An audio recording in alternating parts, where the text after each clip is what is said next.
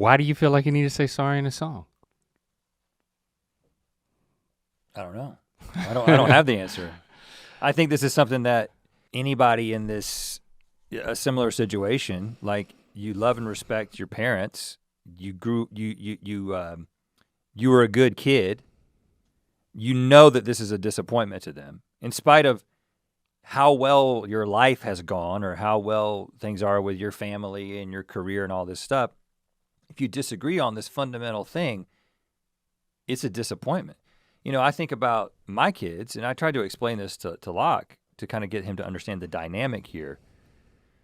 Even though my parents really, really love me, because I have deconverted and publicly deconverted, it's kind of a double whammy. Mm-hmm. Not only am I no longer a Christian, but I'm this public figure who talks about it. You know the world that we come from, and you know how those kids are seen, right? You know how people see me, and that impacts them. And the thing that I'm trying to say in this song as well is that, like, well, to finish that thought, I was like, Locke, if, you know, we've kind of raised you according to a certain worldview, it's a much more permeable worldview than the one that I was given. I'm not telling you exactly what to think, but there are certain values and there are certain things that we hold, you know, leading with love and being kind of the main value.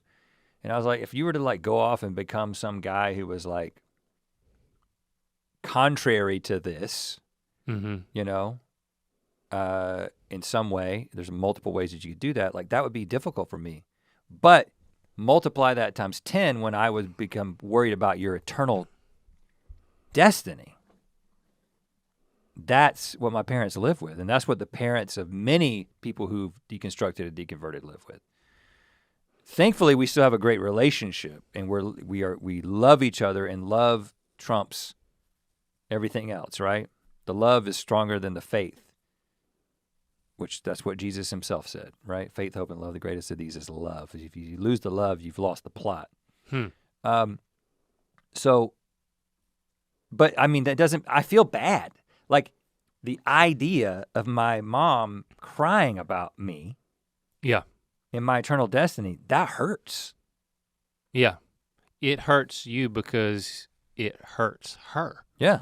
You know, you broke their hearts. Yeah. And you didn't do anything wrong, but you certainly don't, you know, the sign-up sheet to break your parents' hearts is not something that people are lining up for.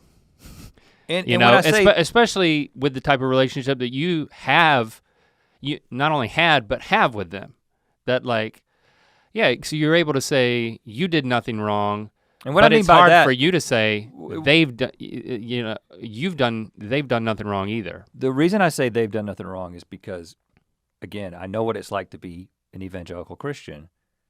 And when your kids depart, not only do you, like, it's built into that community that you become responsible for it. The Bible basically implies that in a couple of places, that like your kids' outcome, I mean, it's a gray area for sure. There's ways to interpret it and get around it, but like, regardless of what the Bible says, the evangelical community blames parents for what their kids end up doing. And so right. That's a feeling. It's like, you didn't do anything wrong. Like that's when I talk about the fact that's why I did that Instagram post. Like, you guys taught me the gospel. I understand what the gospel means. I understand grace by faith.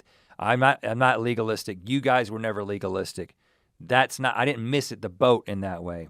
I mean, it kind of. You didn't do anything wrong. And it's not, parents get a bad rap across the board, you know? It's like, why is so-and-so guilty of this crime or now in prison? It's like, well, how did their parents fail them, you know? Well, and I'll go a step further and say, not only did they not do anything wrong, they did a lot of things right.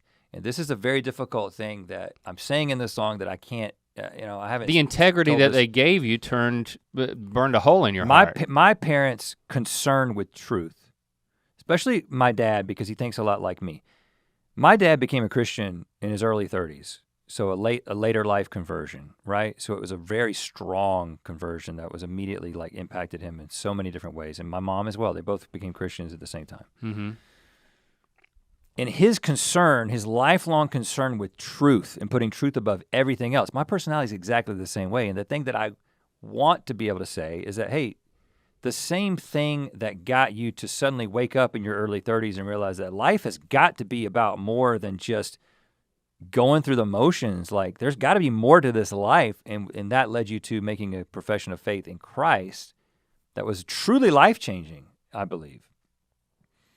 That same instinct is what brought me to the conclusions that I came to.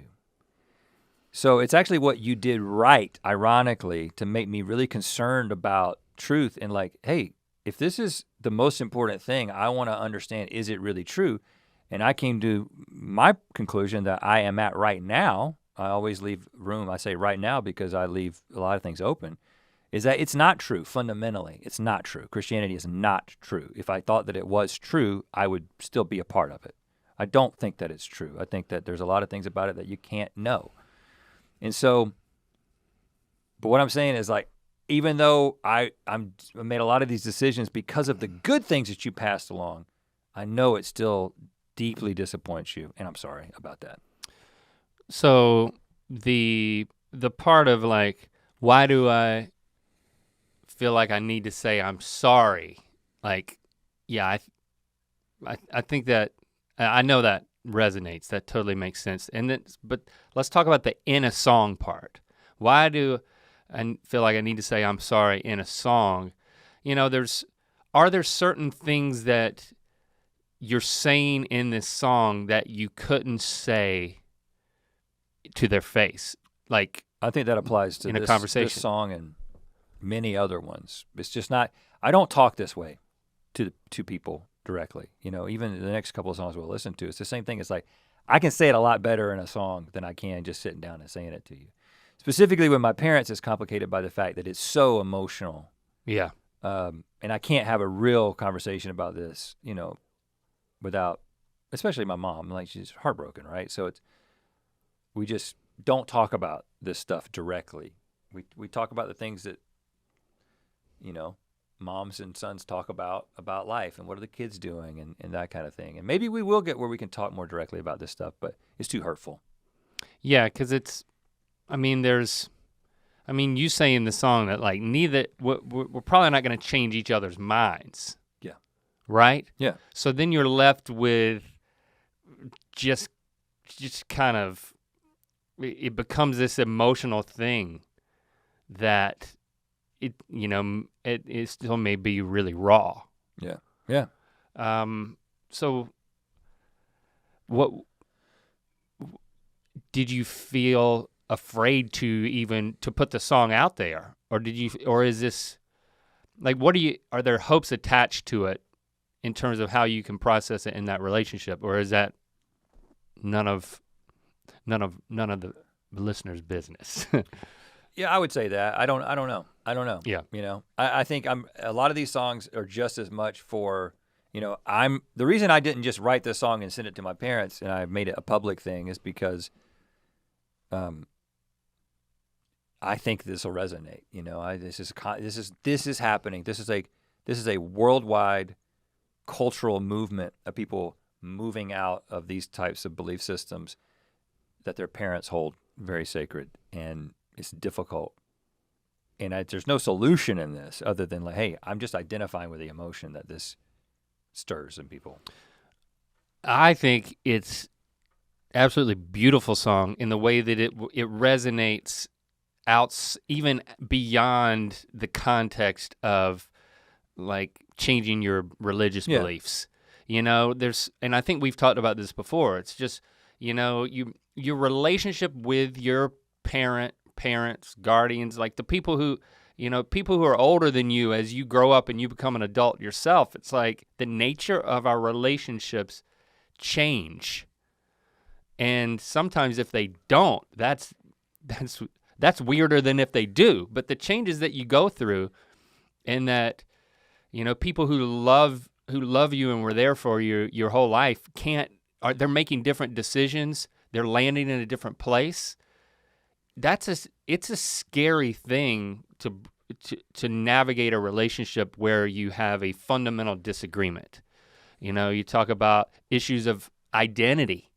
You know, that whether it could still be religious, it could be, you know, relational, sexual, whatever the case may be. There's so much that you have to navigate. It's just, I think it's your story, and I think that it will resonate with other people's stories in a way that it just kind of, it sprouts wings. And that's why I think this is a beautiful song.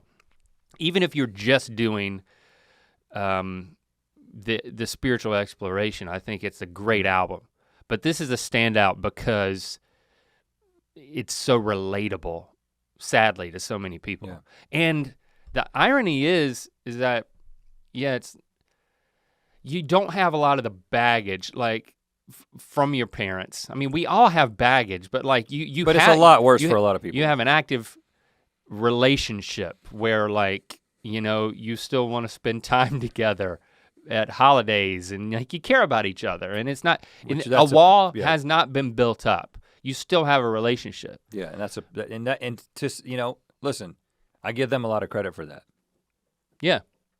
Because in the system that they're in, it would not be, there are certain biblical passages that you could decide you were gonna follow that would mean you would cut off a relationship, just to be honest with you. And they're choosing love.